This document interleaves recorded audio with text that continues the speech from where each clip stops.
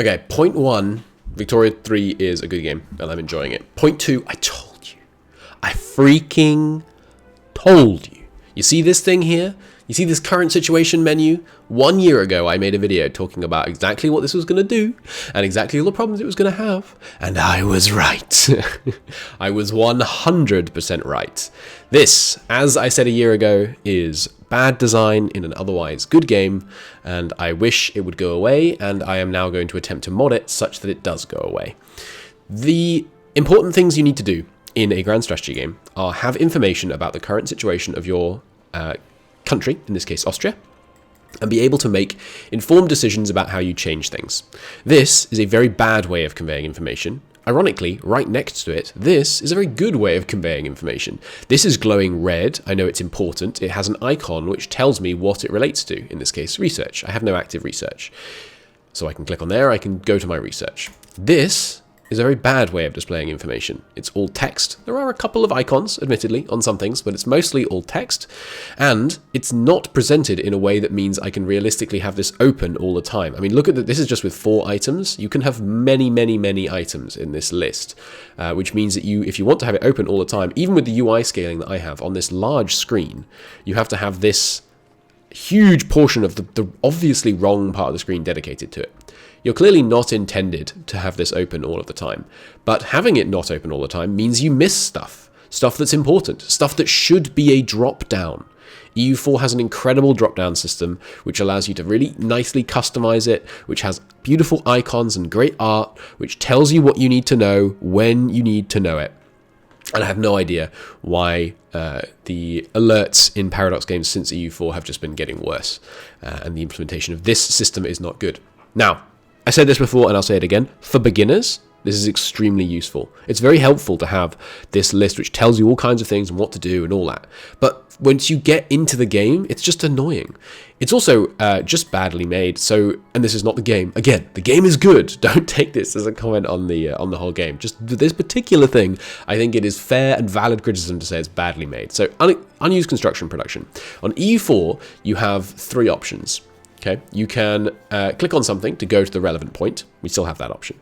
You can right-click on it to temporarily dismiss it. We still have that option. Or you can shift right-click on it to permanently dismiss it. We do not have that option here. So unused construction production. I don't care about that. I don't know, trying to save money or something. I don't want to build stuff. So I right-click to dismiss it. And then it comes about that I want to do some constructing. So I use up all my construction production. And we unpause. And we wait a while for these constructions to finish. Dum-de-dum-de-dum. Give it just a moment here. There we go. All of them done. Oh, it's back. Excellent. So I look forward to dismissing that every single time I have any unused construction production. Excellent, excellent. Strict downgrade from EU4, once again. And then you have things in here like battalions in reserve. It's like, yes, I know, that's fine. I'll leave that. But then as soon as I don't have battalions in reserve, and I have battalions in reserve again, it'll come back. Oh. Anyway, I just wanted to rant briefly about that. The EU4 drop-down system was perfect. It was perfect. It was so good. Just do that.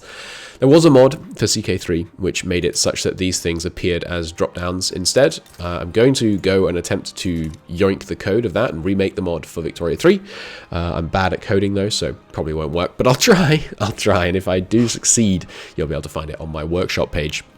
While I'm complaining about the UI, this is where they've chosen to put the outliner. Okay, fair decision, very consistent with previous ones.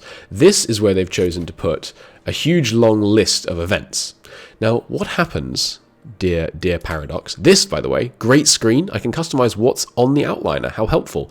Why can't I change what order things are on the outliner? This has been a thing in so many games for so long that you can change what order things are on the outliner. It's simply comical that I'm not able to do that in Victoria 3, the most modern game. Just make it.